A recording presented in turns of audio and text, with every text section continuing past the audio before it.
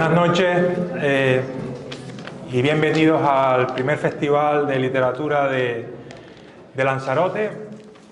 Para quien no me conozca, que por lo que veo aquí es la inmensa mayoría, excepto mi madre y mi hermana que están por allí, pues mi nombre es Carlos Battaglini, me dedico a escribir libros y tengo la suerte de ser el director del primer Festival de Literatura de Lanzarote. Quiero dar las gracias, por supuesto, al Cabildo de Lanzarote y a los centros turísticos. Este festival es parte de una convocatoria que abrieron los centros turísticos y sin ellos sería imposible realizarlo porque tenemos la financiación de los centros. Doy las gracias, por supuesto, a mi propio equipo, a todos los que están detrás. No soy yo solo, hay bastante más gente, bueno, no muchos la verdad, pero bueno, son pocos pero valientes, y al final pues esto es una realidad y estamos súper contentos. También quiero dar las gracias a los técnicos, Tecnoson, a Sherma, a todos los que nos han ayudado. Por supuesto al equipo de los CATS, en especial a Elena, a María José, y quiero dar las gracias también a otros festivales que han tenido la generosidad de darnos pistas y de darnos consejos para que el festival pues llegue a buen puerto, como 2913, como la muestra de cine de Lanzarote o como Arrecife en vivo.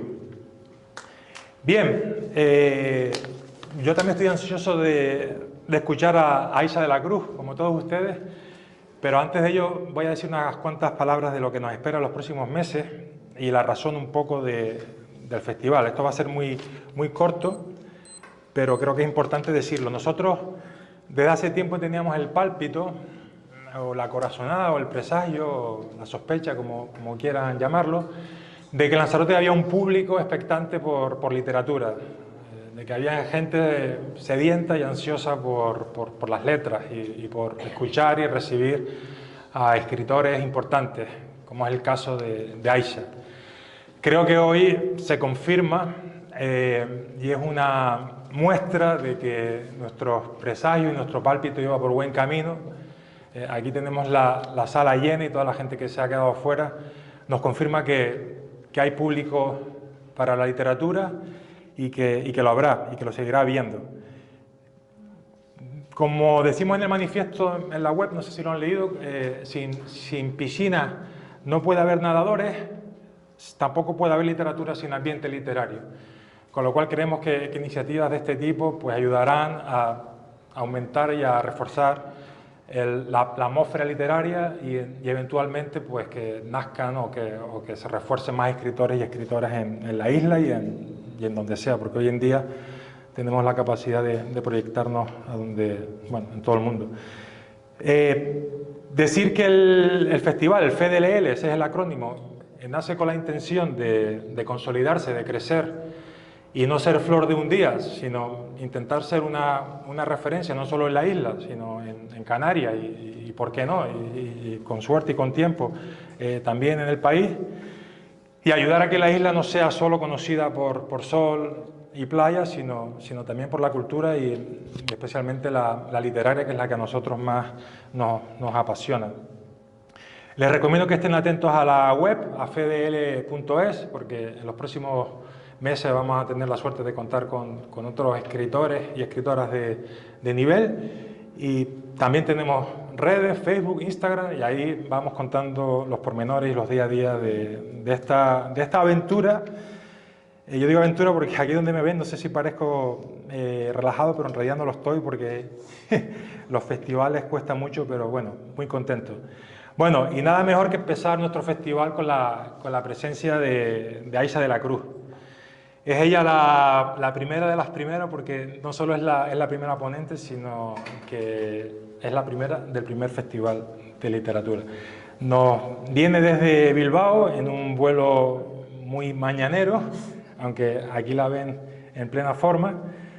Y bueno, Aisha, a pesar de su juventud, solo tiene 35 años, pero ya tiene una trayectoria bastante sólida. Ella es filóloga, Es licenciada en Filología Inglesa, también es doctora de la teoría de la literatura y de literatura comparada, y también se ha desempeñado en otras disciplinas artísticas, como puede ser la música o la danza, o la dramaturgia. También escribe teatro.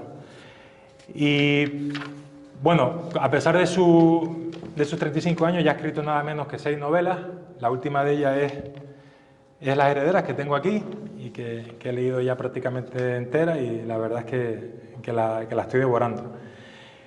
Y bueno, ha recibido numerosos premios, resumiendo mucho, el Premio Euskadi de Literatura en castellano en el 2020, el Premio Librotea Tapado 2020 por su obra Cambiar de Idea, y el Premio Cosechaña, que fue cuando yo te descubrí a ti, te lo dije hoy, por el cuento Famous Blue Raincoat, que ganó el Cosechaña en el 2014, y fue un poco lo que le empezó a dar bueno, pues popularidad o digamos, empezó a alcanzar a más gente. Bueno, bienvenida, Aisha. A ver, perdonad que se me ha olvidado encender el micrófono. Muchas gracias, Carlos. Gracias a todos por venir y bueno, gracias a ti, no solo por invitarme, sino por hacer posibles estos grandes dispendios de esfuerzo y de recursos, que soy consciente del trabajo que llevan. Gracias también al compañero de lenguaje de signos. Soy como una metralleta hablando, entonces voy a intentar hablar despacio para no martirizarlo demasiado, pero bueno, estoy muy contenta de estar aquí. Ha sido una jornada preciosa, la verdad. Y sí que hoy ha sido uno de estos días en los que yo, que me quejo muchísimo de la precariedad que acompaña el oficio de la escritura y que no siempre últimamente estoy muy contenta con cómo se desarrollan las cosas, hoy he sido plenamente consciente del privilegio que viene asociado a este oficio gracias a esta invitación. Genial, genial, genial. Me alegro que estés contenta, que hayas disfrutado de las vistas del Océano Atlántico hoy desde correcto. tu habitación del Puente de las Bolas. Y bueno, yo quería hacer un recorrido un poco integral, que es esa palabra que está de moda ahora, integral, de la vida de Aisha, ¿no? Hacer un poco, preguntarle un poco por sus orígenes, por sus ancestros, y también un poco cómo empezaste en toda esta locura genial de las letras. Entonces, nos gustaría que nos contases un poco, naces en Bilbao, tus padres, tus abuelos, ¿cómo empieza todo este gusto por las letras? Sí, la verdad es que tengo la suerte de contar con una historia bonita detrás de mi vocación, y es que yo me crié durante los primeros años de mi vida mi madre y mi abuela. Y mi abuela era una mujer que, bueno, tenía una tienda de ropa infantil, pero era sobre todo una escritora escondida. Y digo escondida porque, bueno, pues le tocó nacer en una generación en la que las mujeres no tenían acceso a la educación que a ella le habría gustado tener. Por tanto, siempre tuvo mucho síndrome de la impostora. Ella pensaba que su escritura no era lo suficientemente buena, pero escribía a todas horas, y cuando murió nos encontramos sus armarios llenos de cuadernos. Y bueno, fue la persona que me enseñó, antes que el amor a la literatura, creo que una pasión casi fetichista por los libros, ¿no? Yo crecí en una casa llena de libros, y de las primeras cosas por las que me castigaron en mi vida fue por marcar un libro con algo que no fuera un lápiz, ¿no? Porque un libro era un objeto sagrado. Y bueno, pues eso, conté con una especie de guía casi chamánica, ¿no? que me introdujo en el mundo de lo literario desde que era muy pequeñita.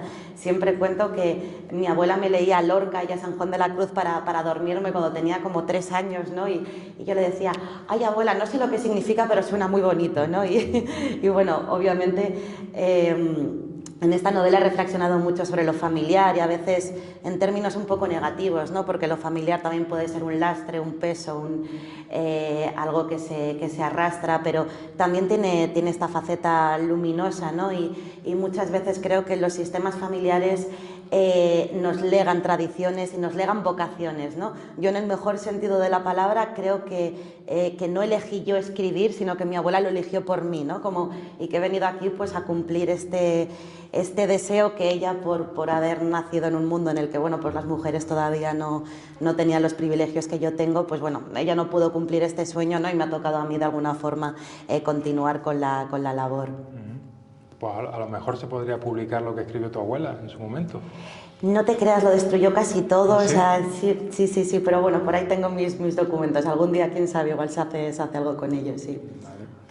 Y después de, o sea, además de la influencia de tu abuela, ¿recuerdas el primer borrador, el primer intento medianamente serio? Ostras, Un de cuento, hecho, un de poema. hecho sí, y me da hasta sí. vergüenza recordarlo, porque debía tener 7, 8 años y claro, cuando empiezas a escribir y eres un niño, te parece que escribir bien es escribir mucho, ¿no? Entonces recuerdo la primera vez que fui capaz de escribir algo que tenía un formato libro, que igual eran como 40 páginas impresas, ¿no? Y me hizo tanta ilusión que le obligué a mi madre a imprimirlo y a ponerle como una encuadernación precaria y a repartirlo por Navidad a todos mis familiares, ¿no? Fue como mi primera publicación en el ámbito familiar. ¿Y lo conservas?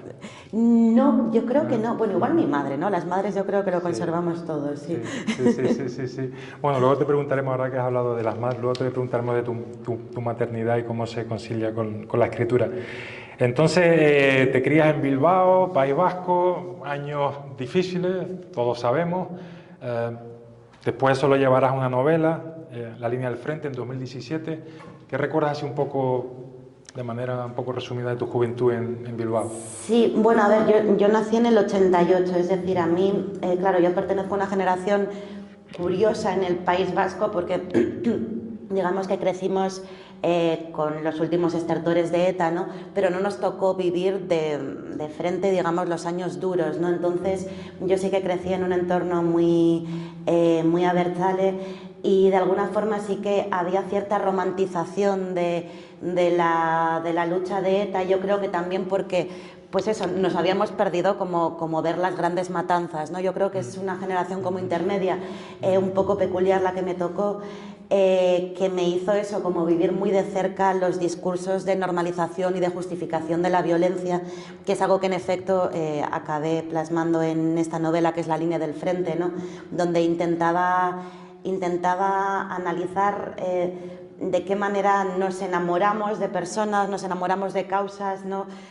Nos enamoramos de grandes proyectos, de grandes abstracciones, por mecanismos que son siempre un poco falsarios, ¿no?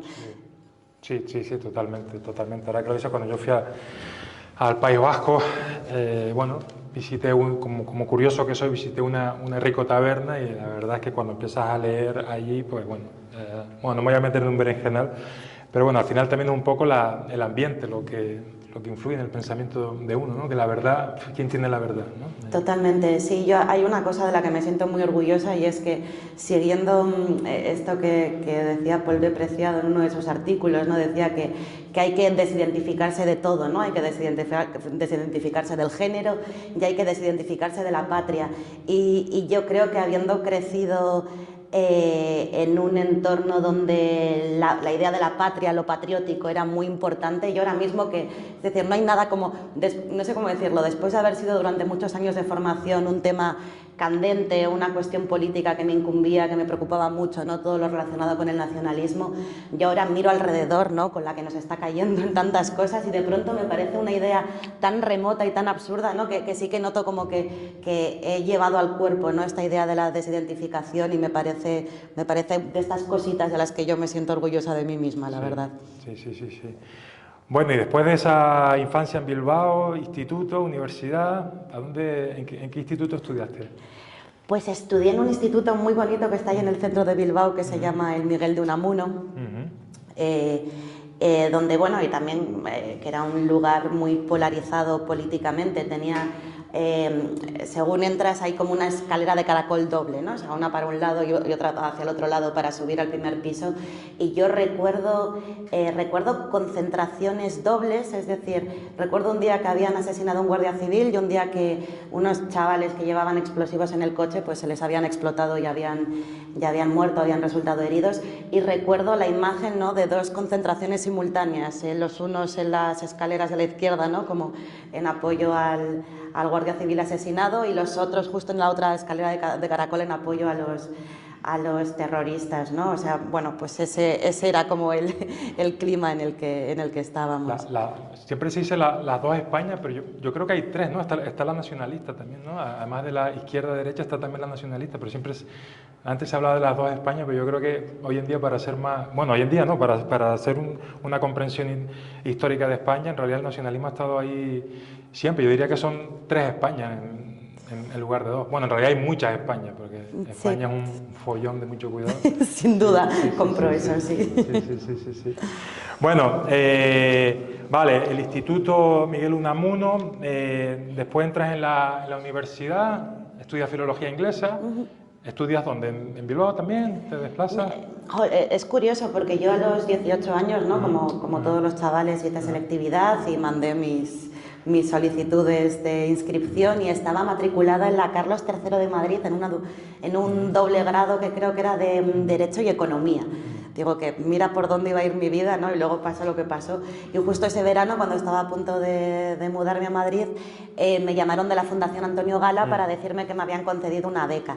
Y esto es curioso porque fue mi madre la pobre, la que tuvo que rellenar los papeles de la solicitud de la beca. O sea, yo pasaba de todo y por tanto no era algo como que tuviera en mente y de pronto cayó, ¿no? Me cayó este regalo.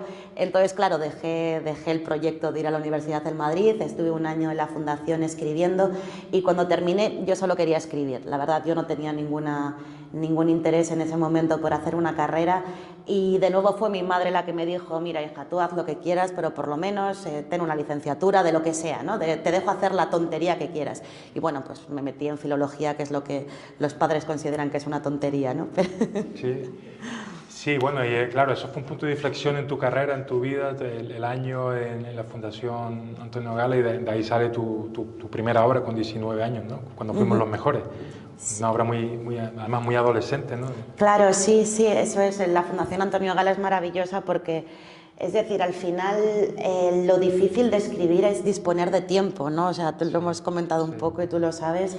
Y claro, a los 18 años, de hecho, no eres tan consciente de lo mucho que te va a costar en tu vida adulta ganarle horas a la rutina y al trabajo remunerado, ¿no? Pero bueno, aunque quizás con 18 años no fuera consciente del privilegio enorme que era, sí que fui capaz de aprovecharlo, ¿no? De aprovechar esos 9 meses en los que se nos daba alojamiento, se nos daba comida, se nos daba todo lo que nos hacía falta, ¿no? Para que únicamente nos dedicáramos a escribir. ¿En qué ciudad estabas? ¿En Sevilla? En Córdoba, que además sí, ¿no? Y es un convento maravilloso, o sea, es que de verdad es un regalazo. Y sí, y de pronto me vi expuesta también bueno, ya no tienes escapatoria, ¿no? O sea, estos 9 meses son para escribir, siempre has dicho que querías hacer esto, pues ahora demuéstralo, ¿no? Y podría haber salido que no, pero realmente sí que lo disfruté, me vi capaz de dedicarle mi tiempo y mi vida a esto, y de ahí salió, pues sí, mi primera novela, que es una novela juvenil que me da ternura y pudor al mismo tiempo ahora, pero sí bueno, también me dio la posibilidad de publicar por primera vez, que no es nada fácil. Sí. Si lees a Cata, que es la protagonista de tu primera novela, una chica adolescente viviendo pues toda esa dureza, ¿no? de crecer y de vivir en un ambiente juvenil. Si lees ahora lo que pusiste de Cata, que a lo mejor supongo que habría algo autobiográfico en ella, ¿la reconoces? ¿Te llevas bien con ella? No lo sé, la verdad es que ni siquiera soy consciente de lo que escribí hace muchos años porque me da muchísima vergüenza releerme, o sea, no puedo, no puedo. Y esto, de todas formas, es algo que en lo que he pensado mucho y que me gusta forzar, es decir, me gusta darme cuenta de que yo no soy la persona que escribió ese libro, que todavía me siento cercana a este porque han pasado solo 6 meses, pero dentro de muy poquito tampoco seré la persona que escribió este libro. Hablando eso como de ideas que me gusta desmitificar, yo no creo realmente en el mito de la identidad, no creo que seamos un continuo, ¿no? Que no cambia a lo largo de toda nuestra vida. Creo que vamos muriendo y reviviendo y cambiando y transformándonos a lo largo de la vida en este cuerpo, ¿no? Y me gusta como que las novelas me lo recuerden, ¿no? Así que me siento como tan poco autorizada para recordar o valorar mis textos anteriores como cualquier otro lector, y lo que pasa es que yo soy una lectora muy cruel, así que no me atrevo mucho a entrar. Claro, claro. Entonces, ¿te llevas bien con tus libros o regular? Regular. ¿Eres de la que no los puede abrir? No, tengo como respeto a la chavalita que era, ¿no? Es decir, Sí. respeto tu trabajo, amiga, pero prefiero no valorarlo. Vale. Luego, bueno, ahora nos dice, luego hay una época también importante en tu vida que está relacionada con México o México. También supone también un punto ahí aparte en tu vida, ¿no? Vas allí y descubres un mundo, bueno, un tanto agresivo en cierto modo que reflejas en Modelos Animales, que va a ser tu segunda obra, y además pasas de novela a cuento, que también es curioso, ¿no? Porque mucha gente empieza con cuentos como una especie de entrenamiento para entrar en MotoGP, ¿no? que es la novela, pero tú empezaste ya queriendo correr la maratón y después pasaste al Sí, mira, un género que tiene mucho truco, ¿no? Es verdad que sí, sí. Suele ser todo lo contrario, sí. y es algo que me da mucha rabia lo que comentas, ¿no? Que se tiende a pensar que el género no es que el cuento no es un género como autosuficiente, sino una especie eso, como de entrenamiento para lo que es de verdad, ¿no? Y todo lo contrario, a mí el cuento me gusta muchísimo y me parece que permite un nivel de experimentación y de audacia, ¿no? Que muchas veces no permite la novela, porque hay ciertas cosas que funcionan en 10, 20 páginas, ¿no? Pero que no serían capaces de funcionar, de sostenerse en 200, y por tanto creo que en Modelos Animales sí que confluyó como todo mi interés por lo experimental en esa época, ¿no? O sea, me gustó mucho jugar con la forma, jugar a contar una historia idéntica que se va bifurcando a dos columnas, ¿no? Hice como muchos experimentos de ese estilo. Es un libro que me sigue gustando, pero ya no estoy ahí. Es verdad que cada vez me interesa menos como el juego formal, porque sí. Creo que con el tiempo me he ido volviendo una autora muy política, y por tanto tiendo a enfatizar quizás, no sé si el tema, pero sí que me parece de pronto, ¿no? Como que hay algo quizás frívolo o trivial en hacer ejercicios formales que no van más allá de eso, ¿no? Pero sí, como decías, sí, México fue importante. Y sí, ¿México cuándo vas? ¿En qué año? ¿Cuánto tiempo estuviste? Ostras, ¿Por qué? Buena pregunta. A ver, bueno, estuve allí porque en la Fundación Antonio Gala conocí a un chico que era mexicano y me casé con él, era mi pareja, y nos casamos porque no tenía papeles y tal, y entonces... Y digo que esto es importante porque yo cometí un error y nunca Eso no sale guardé... en la Wikipedia, ¿eh? No, os lo cuento aquí. No, y me da mucha rabia, digo, tengo una vinculación súper fuerte con México y me gustaría decir que es mi país, y tuve la oportunidad de ser mexicana, pero perdí todos los pasecitos de inmigración que te van dando a lo largo de los años, y en el momento en el que ya me fui a divorciar no pude pedir la nacionalidad, pero lo cuento porque de verdad yo muchas veces, sobre todo borracha en un bar a las 5 de la mañana, acabo gritando, no, yo es que soy mexicana, ¿no? Y digo que esto creo que da cuenta de lo importante que fue para mí esta experiencia. Estuve como entre el 2007 y el 2014, creo, viviendo como a medio tiempo, ¿no? La mitad del año en México, la mitad en España. Y esta idea del viaje entre aquí y allá, ¿no? Sobre todo la experiencia de llegar siendo muy niña y con muchos prejuicios culturales y con la mirada muy pequeñita, ¿no? Llegar a un mundo totalmente distinto, con una cultura distinta, sobre todo también...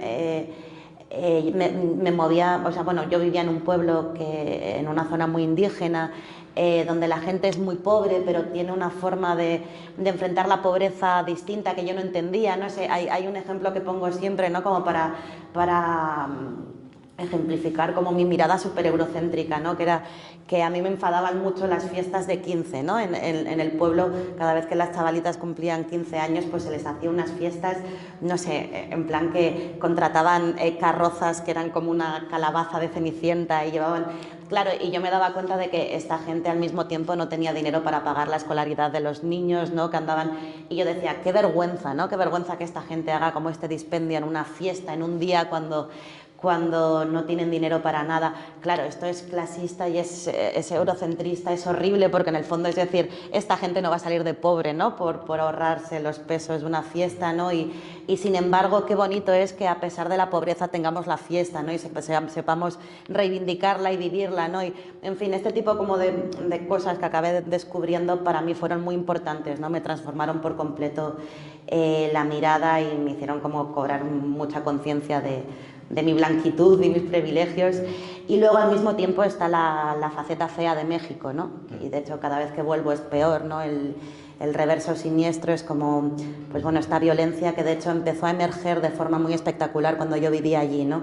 Porque llega un momento en el que el cártel ya no se contenta con impactar a través del número de cadáveres que acumula, ¿no? Y es cuando empieza a haber como cierta dramaturgia tétrica, ¿no? Detrás del horror. O sea, yo recuerdo haber estado creo que estábamos en Acapulco, y en la playa no nos dejaron entrar porque había aparecido una montaña, ¿no? Como una montaña azteca hecha con cabezas de cadáveres, ¿no?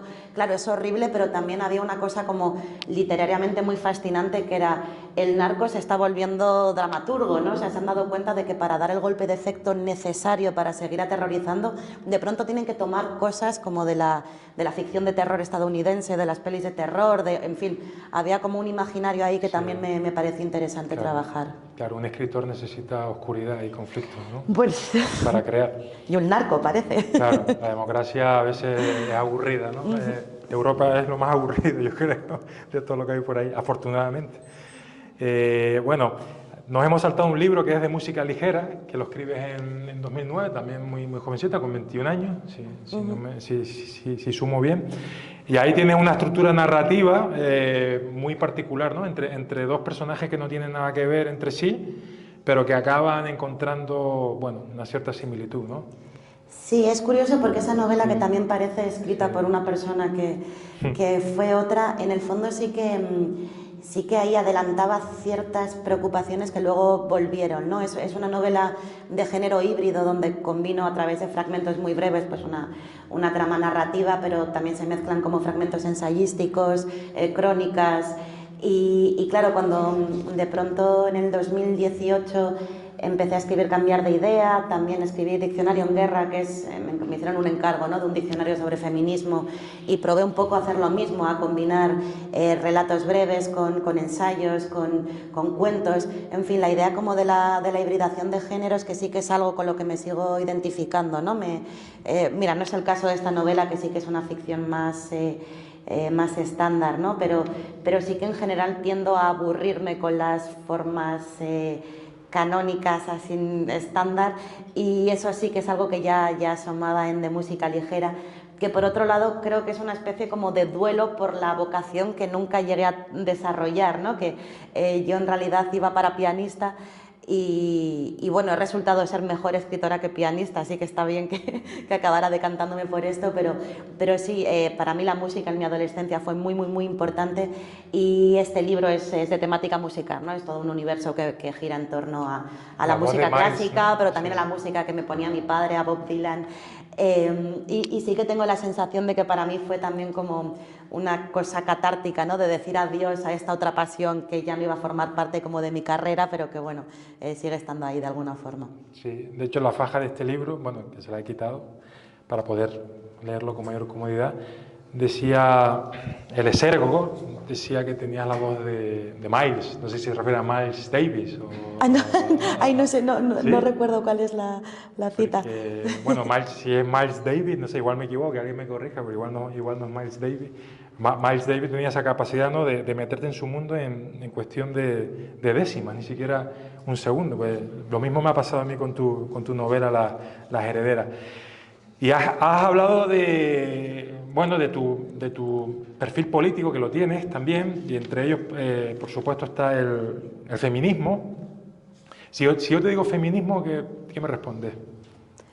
Bueno, pues con feminismo yo creo que es la única batalla contemporánea que yo he percibido como capaz de generar logros, ¿no? Es decir, tengo, y creo que es algo compartido, una sensación muy fea como de de frustración, ¿no? De ver que todo va mal y cada vez estamos menos sindicalizados, cada vez parece como más difícil, ¿no? Emprender acciones políticas que consigan transformar de alguna forma real, palpable, lo real y lo simbólico, y sin embargo de pronto la última oleada del feminismo, que yo siempre asocio al año 2017, para mí sí que tuvo como unos, no sé, como unos ecos de revolución auténtica y sigo viendo, ¿no? Se siguen viendo como los cambios reales que se han materializado, y sobre todo tuve y tengo la sensación de que pasó una cosa para mí en mi corta vida sin precedentes, pero era que de pronto... Corta pero intensa, ¿eh? No, pero digo que a nivel histórico, ¿no? O sea, sí. En solo un año, en solo 2 años hubo una transformación cultural absoluta que marcó un antes y un después, ¿no? Y quiero decir, si nos ponemos en el 2017, todavía te podía decir una compañera, ¿no?, que el año anterior su jefe le había tocado el culo en la cena de empresa, ¿no? Creo que hoy en día esto ya empieza a ser inviable, ya han pasado muy pocos años, ¿no? O sea, creo que la capacidad de transformación, del tejido cultural, social, de la mirada compartida, ¿no?, que alcanzó el feminismo, eso en su último gran auge, ha sido fantástica. Así que fue también para mí uno de los movimientos que más me han politizado y que más también energía como combativa me han dado, porque de pronto sí que parecía que merecía la pena el trabajo y que merecía la pena el activismo. Sí. Bueno, ya hablando de, bueno, el libro que comentábamos antes, ¿no?, donde quizás el más político de los tuyos, ¿no?, el que comentábamos antes, La línea del frente, ¿no?, de un escritor que militó en ETA y se suicidó en el exilio. No sé si está basado en una historia real. A mí me recuerda a Chomin, no sé si es Chomin. No, bueno, sí que hay un escritor, sí, que se no era escritor, Chomin no era escritor. Que se escapó de la cárcel en unos baffles. Sí. No, pero de todas formas dices que es la más política. No, pregunto. Sí, no, digo que para mí no. O sea, para mí es una novela, de hecho, es la más filosófica que tengo, y creo que uno de sus problemas es que tiende a ser demasiado discursiva, porque yo sí que quería más bien poner a prueba una intuición filosófica, un imaginario filosófico, ¿no?, que tenía que ver con relativizar estas grandes narrativas, ¿no?, que ya te digo, en las novelas se está todo el rato comparando de qué manera se construye el amor romántico con la forma en la que se construye la imagen también romantizada del combatiente de izquierdas, incluso cuando quizás no es quien la protagonista piensa que es, ¿no? Pero para mí todo tenía que ver con esta idea de es imposible reconstruir la biografía ajena, es imposible reconstruir la historia, ¿no? Es decir, todos los grandes relatos tienen tantos agujeros que al final estamos utilizando herramientas literarias para contarnos lo que sucedió, y en ese hueco, ¿no?, en ese hueco que da pie a que entremos como lectores y como fabuladores, pues entra la fábula, ¿no? Entonces, bueno, es una novela en la que creo que expresaba como esta angustia existencial sobre una mirada como excesivamente relativista que creo que tenía entonces, que ya de hecho no comparto tanto. Sí, de nuevo lo que decías antes, ¿no?, que no te convencen las estructuras clásicas de la novela de planteamiento, nudo, desenlace, personajes, trama. Es que me recuerdo una entrevista que te leí en Senda, que decías como que a los escritores nos obligaban a escribir novelas, ¿no?, siempre con el mismo marco, ¿no?, y tú un poco rechazas ese dogma, ¿no? Bueno, sí que creo que hay como una presión editorial muy grande, ¿no?, porque se escriba pues sí, iba a decir un tipo de novela, o sea, por ejemplo, una novela de cierta extensión, ¿no? A mí me encanta la novela breve, y es un género que, comparado con Francia, por ejemplo, aquí en España se edita muy poca novela breve, ¿no? Y son todo cuestiones como de marketing, ¿no?, editorial, ¿no?, de nadie va a pagar 15 euros por un libro de 50 páginas, entonces mejor no, la gente no lee cuento, entonces mejor no. Entonces digo que es una pena que al final sí que hay como restricciones, ¿no?, creativas, que están marcadas por el mercado, que vienen eso con las expectativas editoriales, y que sí que acaban claramente privilegiando un tipo de ficción narrativa que tiene que ver eso con la novela más clásica. Sí, bueno, pero aún así está claro que tú tienes tu propio estilo, tu propia hoja de ruta, y además concuerda con el mercado, o sea que bien. Bueno, otro de tus libros recientes, yo lo tengo bastante fresco, es de Cambiar de idea, que quizás nos va acercando más a la Aisha de ahora, ¿no? Sobre el duro paso a la treintena. Y en un momento dado ese libro también dice que se deja de escribir como los chicos, ¿no? Igual ya lo que hablábamos antes, ¿no? Que empieza ya a ponerse en valor, como se dice ahora, a las mujeres y tal, y tú parece que ya empiezas a encontrar tu voz, o todas esas voces, como dices en el epígrafe inicial, le das una única voz que es la tuya, ¿no? Es un poco esa la idea que empiezas a desarrollar en cambiar de idea, ¿no?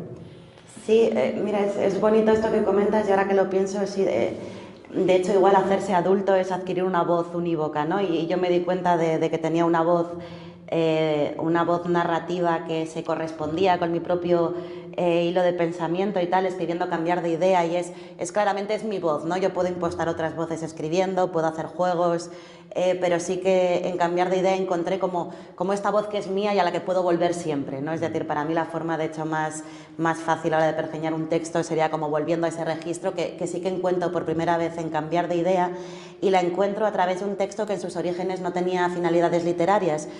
A mí se me acabó el dinero para ir a terapia y me dije, bueno, a mí el tipo de terapia que me interesa es aquella en la que no hay intervención apenas por parte del terapeuta, ¿no? O sea, me gusta como esta idea de al final pagamos a alguien por tener como atributos aparentemente humanos, pero por hacer las veces de una pared de squash, ¿no?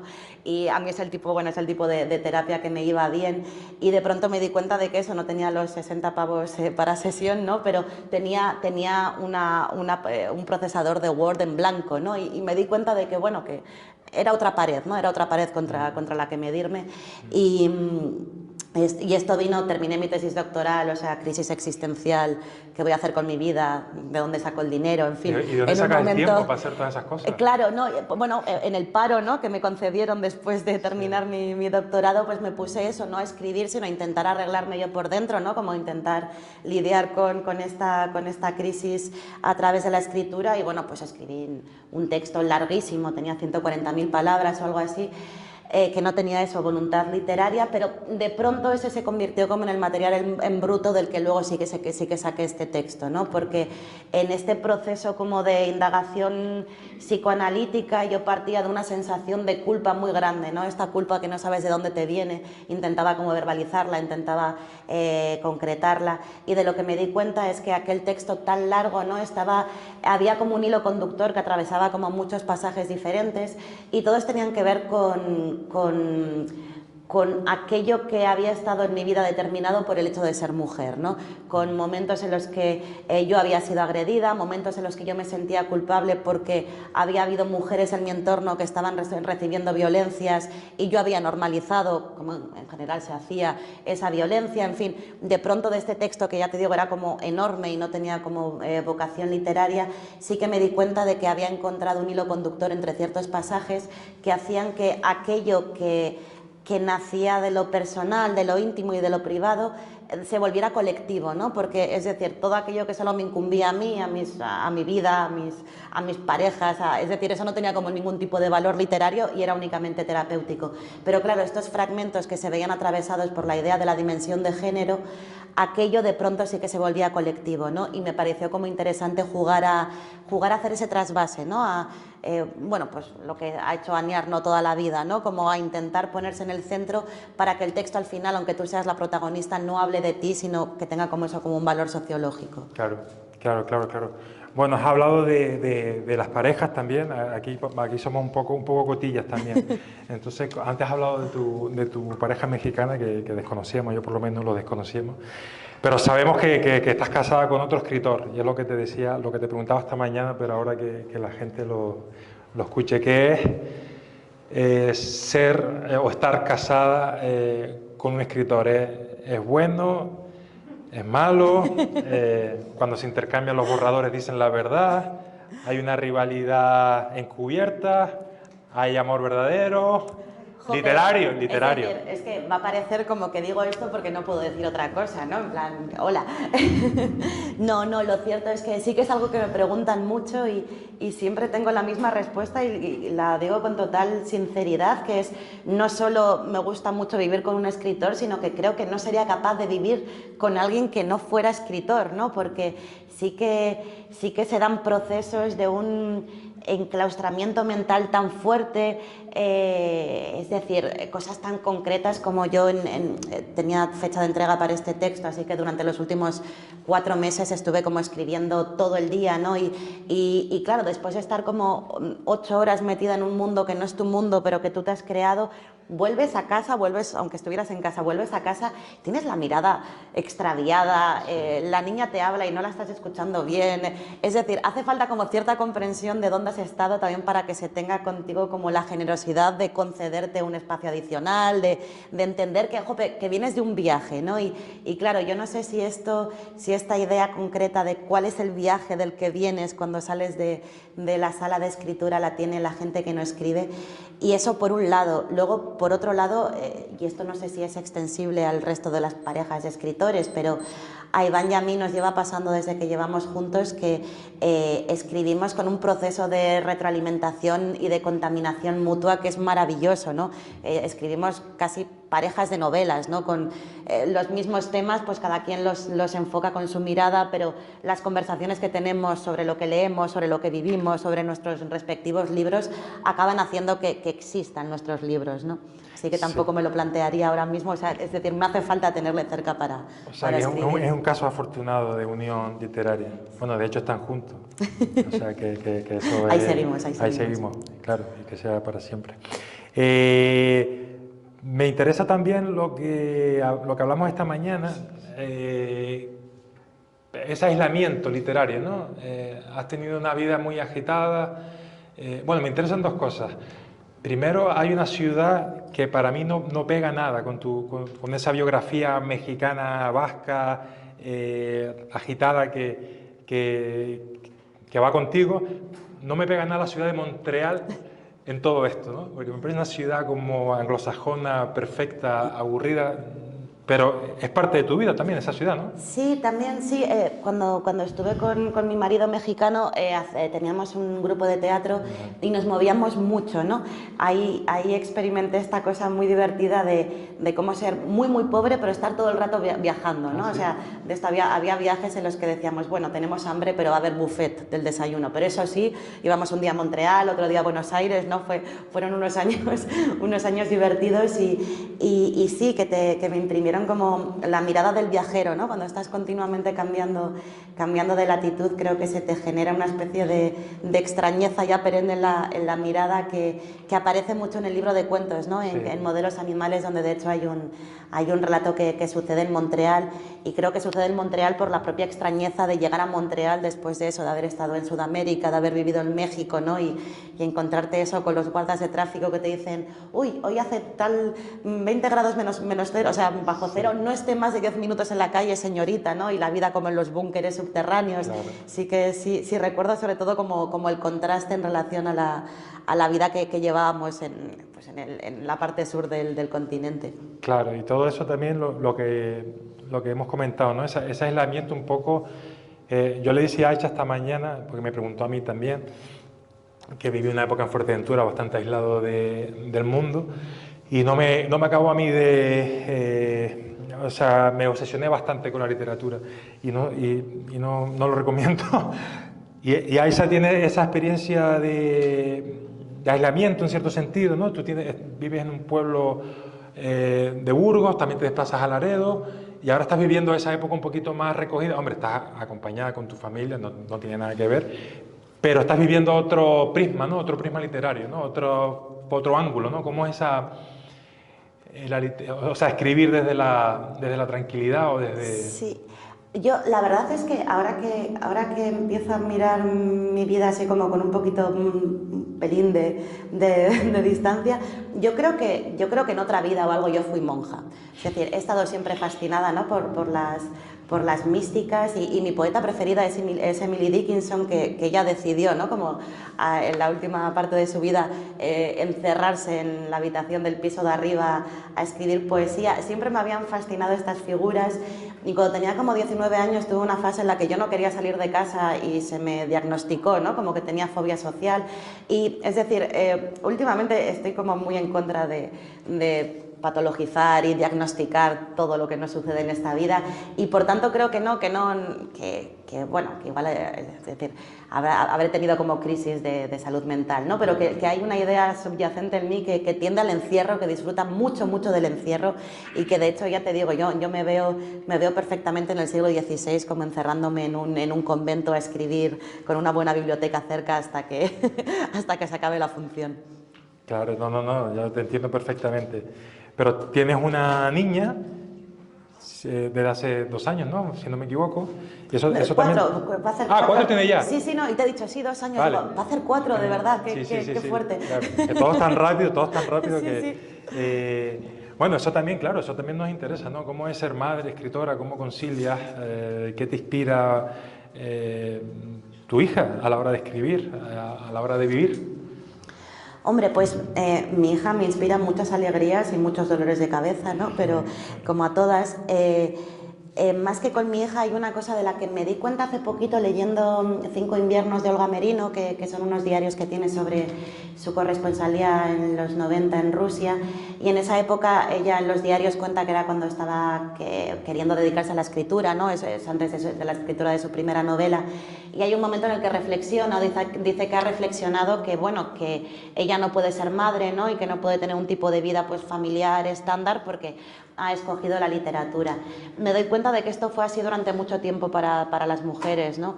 De hecho hay un libro genial, no sé si conoces, de Begoña Gómez Urzáez, que se llama Las abandonadoras, y que cuenta como las biografías igual no muy conocidas de las pocas figuras femeninas importantes de las letras del siglo XX, en plan Doris Lessing, Muriel Sparks, Martha Rodoreda. Hay varios casos, ¿no?, de todas estas mujeres que sí que consiguieron ser madres y tener una carrera literaria.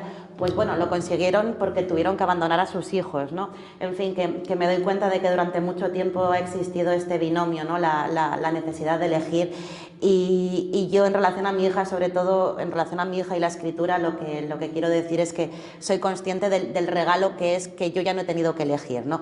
O sea, obviamente es mucho más difícil escribir con una pequeñita en casa, y bueno, también quiero decir, es más difícil elegir la literatura por encima que a ella, ¿no? Yo también escribo menos porque pues prefiero invertir mi tiempo últimamente en estar con ella, pero vamos, que ya son cuestiones que competen como a mi libertad de elección, y ya no me veo como tan anclada en este paradigma, ¿no? O sea, yo he podido escribir esta novela con mi hija siendo muy pequeñita, es decir, ahora creo que ya el gran... no sé, lo que condiciona mi escritura, ¿no?, y la de casi todas, supongo, tiene que ver con los medios materiales en bruto, ¿no? O sea, yo pude escribir esta novela porque me dieron un adelanto generosísimo en Alfaguara, y si no, no existiría esa novela, pero no tanto por la idea de la crianza como de, bueno, pues de medios materiales básicos. Claro, se nos ha quedado en el tintero, y luego vamos a pasar a las preguntas del público. Oye, no sé si ustedes me ven, yo a ustedes regular, veo ahí como... Debería estar esto un poco más alto quizás. Bueno, llegamos a tu última novela reciente, del año 22, Las herederas, que va... Bueno, la abuela Carmen se suicida y no se sabe por qué, ¿no?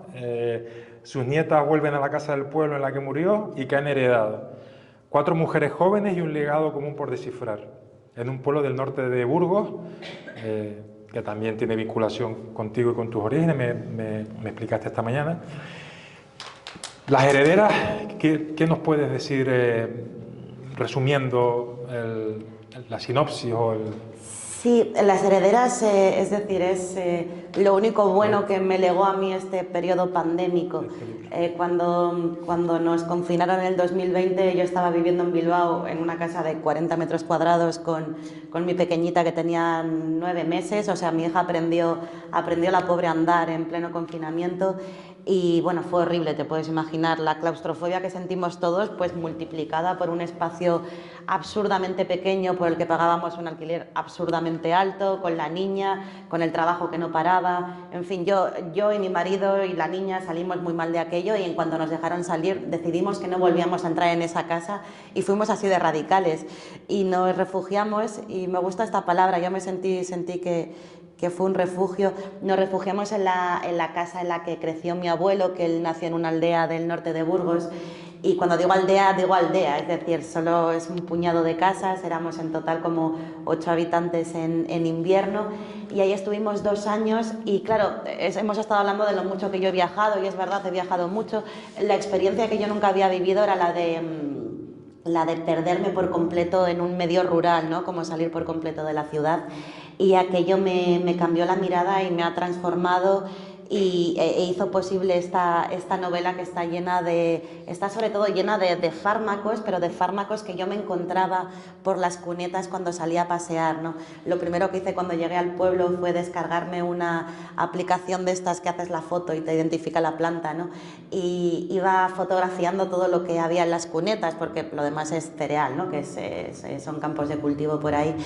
Y ahí en las cunetas, ¿no? Donde nadie había cultivado, me daba cuenta de que no había nada que no tuviera un uso medicinal o alucinógeno, o fuera un veneno abortivo, ¿no? Todo, y para mí fue muy interesante, ¿no? Y lo relacioné luego con discursos sobre psiquiatría, porque claro, está el reverso de las drogas, ¿no?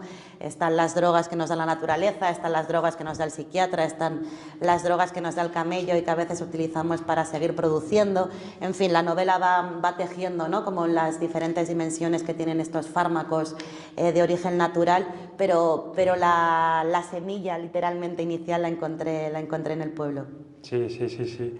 Por ejemplo, Javier Rodríguez Marcos, del País, dice: su libro es la mejor demostración de que no hace falta estar de acuerdo con la teoría para estarlo con la práctica. Me encanta esta frase. Después dice Mónica Zas, un ensayo memorístico que escuece como la sal en una herida mal cerrada. Pues todo lleno de elogios y loas del último libro de Aisha. Bien, pues Aisha de la Cruz, Bilbao, Instituto Miguel Unamuno, México, Córdoba, Madrid, Montreal, 2 maridos, 1 hija, 6 novelas, 5 antologías. Hay que beber un poco de agua, ¿no? Antes de... Oye, pues lo has resumido muy rápido ya, pues ya estaría. Sí. Y lo que queda, ¿no? Y toda la tela que queda por cortar aquí. Así que bueno, ahora es turno del público, de la gente que tenga curiosidad. Yo espero que aproveche la oportunidad de tener a Aisha con nosotros en Lanzarote, que no es fácil. Así que, mira, Raimundo, no sé si tenemos un micro o alguien que nos pueda ayudar. Bueno, no me quite la pregunta curiosidad. ¿Qué planta alucinógena encuentras tú en las riberas de los campos? Ahora te cuento, estoy encantada de contestar. Perdona, porque no tiene nada que ver con el tema literario. Pero No. Cada uno pregunta lo que quiere, ¿no? Están preguntando aquí dónde conseguir cosas raras, ¿no? A ver. Digo, me has hecho, o sea, el tema del que más me gusta hablar en el mundo es este. No, pues mira, digo, te enseñaba, me lo tatué y todo. Al menos en los secarrales por Castilla crece mucho el estramonio. Y el estramonio tiene una historia bastante fascinante, y es que Antonio Escotado, en su Historia General de las Drogas, asocia el estramonio con los ungüentos que utilizaban las brujas en sus aquelarres, y que al parecer están detrás de la iconografía clásica de la bruja encima de una escoba. Y es un poco escabroso, pero lo cuento. Al parecer hacían ungüentos con estramonio y se los aplicaban vía vaginal con el palo de la escoba. Y cuenta que algún marido, algún inquisidor, se encontró, por tanto, alguna mujer apoyada a horcajadas en el quicio de la ventana, acoplada al palo de la escoba, y que de ahí nació el tema de las brujas que vuelan, ¿no? Porque al parecer también es una droga que propicia alucinaciones de vuelo y tal. Y bueno, esta droga se encuentra bastante. Luego en los Pirineos catalanes también hay bastante de... Ay, Dios mío, que es de la misma rama. Luego hablan en privado. Sí, exacto, sí. Sí. Y el tema es que son todos de la misma familia, que es la familia de las daturas. Y una cosa de la que me enteré cuando estaba investigando para el libro, y que está en el libro, y es una idea como importante detrás de todo ello, es que la burundanga, la famosa burundanga, ¿no? que se dice que utilizan los violadores para violarnos, aunque luego nunca es burundanga, ¿no? Suelen ser benzodiazepinas mezcladas con alcohol y tal. La burundanga es la variedad como americana del estramonio, y forma parte de la misma variedad de daturas que la belladona y todos estos. Entonces, claro, a mí me interesó mucho desde el principio la idea de cómo una misma droga, ¿no? Un mismo compuesto que utilizaban, ¿no? Nuestras ancestras, las brujas, en sus rituales, de pronto, al menos según los medios, según la leyenda urbana, ¿no? Se había convertido en una droga de violadores. Muchas gracias. A ti. Hay otra pregunta ahí.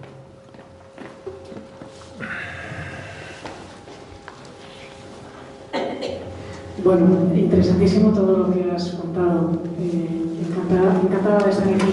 Yo quería preguntarte en relación con tu última novela, que aparecen 4 mujeres y son 4 voces.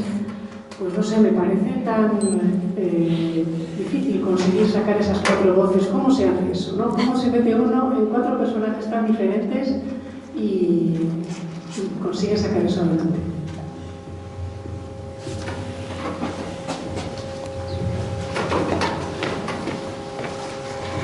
Ya, es decir, creo que en todo lo que tiene que ver con la técnica literaria hay cosas que se pueden sistematizar, ¿no? Y cosas que tienen que ver con procesos muy intuitivos, y yo en este caso tengo la sensación de, por un lado, me fue sencillo encarnar estas voces porque creo que todas son mías.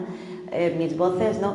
Hay una cosa detrás de esta novela, y es que en su origen yo quería haber escrito algo parecido a Cambiar de idea, que son unas memorias, ¿no? Quería haber escrito sobre el suicidio de una persona querida, como desde lo personal, ¿no?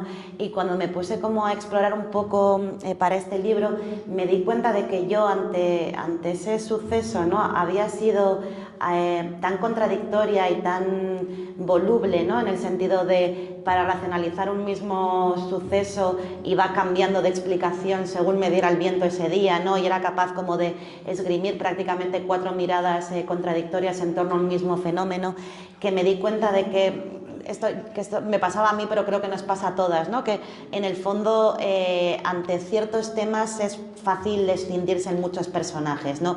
Y entonces construía estos 4 personajes un poco tirando de esta cosa personal, de cada una de ellas a priori, ¿no? Como la esencia inicial de cada personaje tenía que ver con cómo reaccionaban al suicidio de la abuela, y de ahí empecé a tirar, ¿no? Entonces yo creo que por un lado está lo técnico tiene que ver siempre con campos semánticos, ¿no? Con individualizar como focos temáticos muy claros para cada personaje, y Erika es la que habla de plantas y es más espiritual, y entonces la prosa pues es más colorida y tiende más a lo subordinado, mientras que Olivia es más cerebral, hay más léxico de medicina, la frase es más breve y tal. Digo, esto sería como la explicación más técnica, pero creo que lo otro, que es lo verdaderamente importante, tiene que ver con que a un nivel inconsciente yo creo que estaba identificándome profundamente con las 4, ¿no? Y que son un poco la exageración de 4 vertientes que ya viven en mí, ¿no? O sea, es como un poco proceso de personalidad múltiple. Aquí. Bueno, Pues yo cerquita. también te quería agradecer porque me ha encantado, y además cómo has vinculado lo personal con la escritura, y ha sido muy interesante, muy sugerente. Qué bueno. Desde ahí, pues no sabría por qué obra empezar. No sé si me puedes decir, porque me han sugerido muchas, sobre todo Cambiar de idea, me ha parecido interesante, y no sé por cuál empiezo. Es que no te he leído, no sé, pero es como muy sugerente todo. Ostras, Por regalarle a mi hija incluso, estaba pensando. Pues para tu hija seguramente Cambiar de idea. No, y creo que es, o sea, los escritores no podemos contestar a esto, porque siempre vamos a privilegiar como lo que es más reciente, porque es la única novela que todavía no has tenido tiempo de aprender a odiar. O sea, todavía esta no me da rabia del todo, entonces yo te recomendaría esta, pero sí, no, yo creo que sobre todo para... o sea, Cambiar de idea ha sido como un hitazo que yo ni me esperaba, ni me sigo explicando mucho, la verdad, pero creo que ha tenido mucho recorrido con la gente de mi generación. Entonces, si tienes una hija millennial o que se acerque, pues probablemente le vaya a ir bien ese. Si no hay más preguntas, antes de darle un fuerte aplauso a Aisha. Muchísimas gracias.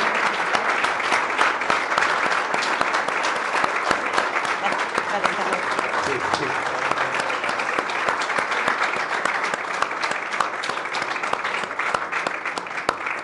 sí. Sí, antes y después de dar el aplauso a ella. Ha sido un placer tenerte aquí, se han cumplido todas nuestras expectativas, las hemos, creo que, superado. Ha sido una noche preciosa, gracias a todos los que la han hecho posible. A ustedes darles las gracias y emplazarlos al 27 de abril, que vamos a tener la segunda charla con Marta Sanz, también una escritora interesantísima. Así que no se lo pierdan y hasta pronto. Muchas gracias.